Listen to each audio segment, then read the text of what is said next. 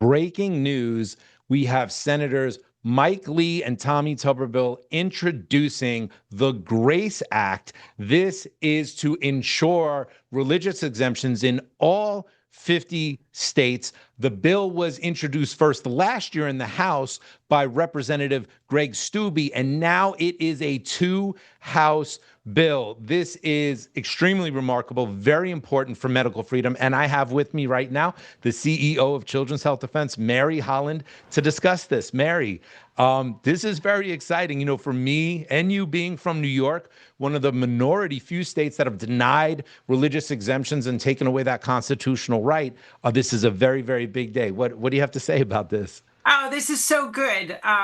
So, like you said, we've been working with Representative Stubby on this GRACE Act, which stands for Guaranteeing Religious Accommodation in Childhood Education Act. And it didn't have co-sponsors in the Senate. As of today, we have two co-sponsors in the Senate, Senator Mike Lee of Utah and Senator Tommy Tuberville of Alabama. And they just are saying what we've been saying, like, this is for parents to decide. This is not for the national government to decide. And what this bill would do, Michael, is prohibit the use of federal money to any institutions and agencies that do not provide religious exemptions for vaccination to their students or the people that work there. And specifically, it says that it is for sincerely held religious beliefs and that no documentation is required. In other words, not these kind of crazy, your minister has to sign off on this or anything like that. You assert a sincerely held religious belief, that's the end of the story. And, that's what we didn't even have that in New York in 2019, but as you and I know, tens of thousands of families have had to leave New York State or to homeschool their children or literally risk their children being injured since 2019 in New York State. And this is true also of California, Connecticut, Maine. Mississippi got back its religious exemption. West Virginia we're waiting on, but there are still states like Hawaii, Massachusetts, Maine lost it as well, that are still, there's New Jersey that sort of threatened to limit the religious exemption or take it away altogether.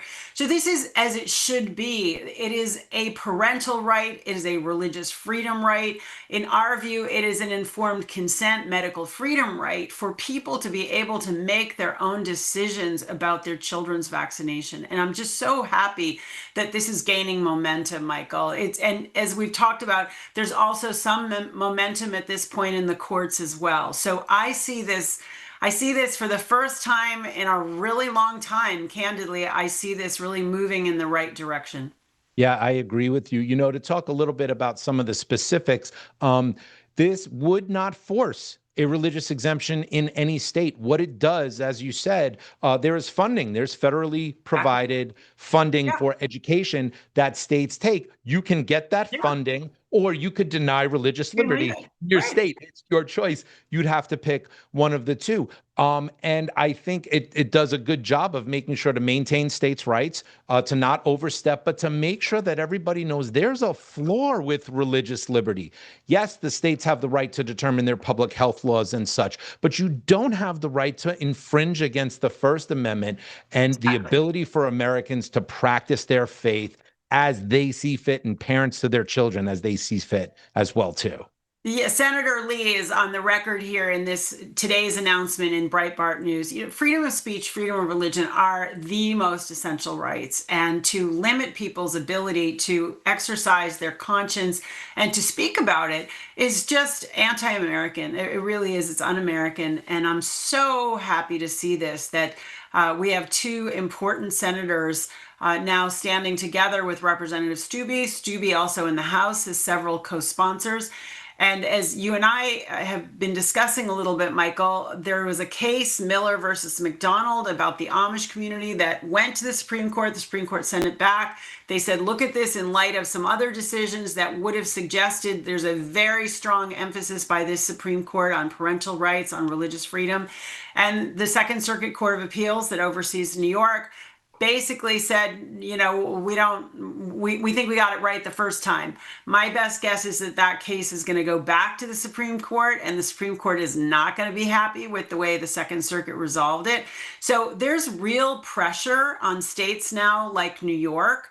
You can also, Michael, speak to the people who are up for election in New York who have endorsed the Grace Act in the House. Yeah, I mean, that's what we're seeing. We're seeing momentum around this. We have three sitting congressmen that have co-sponsored the Grace Act in the House, Greg Stubby's bill, that is Nick Langworthy, Nick LaLota, and Mike Lawler are all now co-sponsors coming on in an election season, right as they're planning their re-elections. So they're not just doing this as a throwaway. They're not just doing this because they think it's right. They think it's right, and they know it's going to help them get reelected and get back into their positions in Congress. Now we see senators jumping in as well, too. There's a chance the Supreme Court could take up the important Miller v. McDonald case in October. It's possible. We don't know. You never know what the Supreme Court will do. And, you're definitely a foolish man's guess to bet money on what the Supreme Court does. But they come back in October, and this could happen that soon. So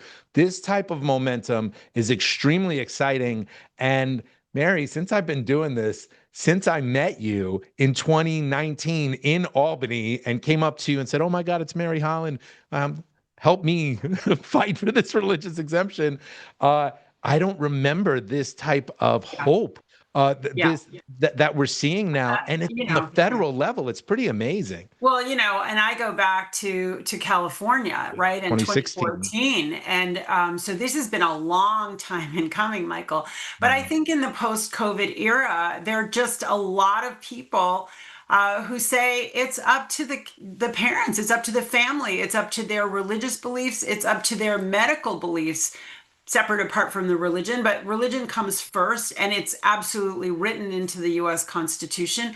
I think we see real momentum here. You and I are both in New York. We know that the Republican candidate has embraced return of a religious exemption to New York. This is a voting issue for people, especially in states that are deprived of this kind of choice that does exist in 45 states. So is infectious disease control better in the states that don't have religious exemptions? I don't think there's any evidence of that, Michael. So I think the pressure is on these minority states, California, New York, Maine, Connecticut, to give back the religious exemption. And we see efforts coming at the judicial level and at the congressional level. So it's really good news. And we will, of course, be following this closely.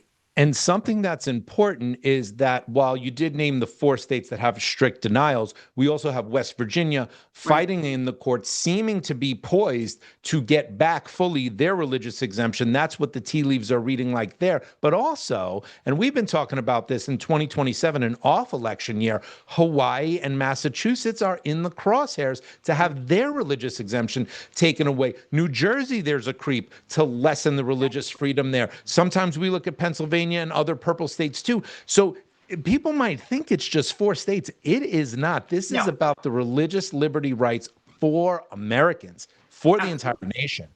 No, absolutely. This is about the whole nation. As you point out, this is not saying that those states can't do what they want. It's just saying you can't use federal money for it.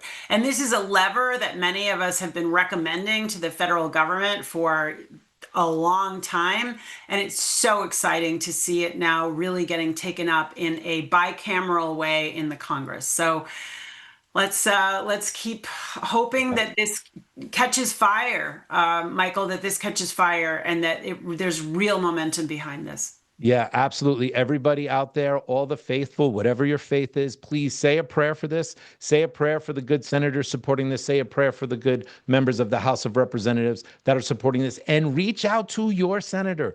Reach out to your representative. Tell them this matters to you. Tell them they need to be a co-sponsor of the Grace Act. What a wonderful day. Oh, and I would be remiss if I did not give a shout out to Kate Corrigan. God bless Kate Corrigan for over a year now. What amazing work she's been doing behind the scenes, fighting for religious liberty, fighting for medical freedom. Kate, we love you so much. We love all the work that you've done and will continue to do, of course. Mary, thank you so much for joining me for this breaking news. And thank you so much, everybody out there. Stay tuned. We're going to have more on this, more actions, more to do.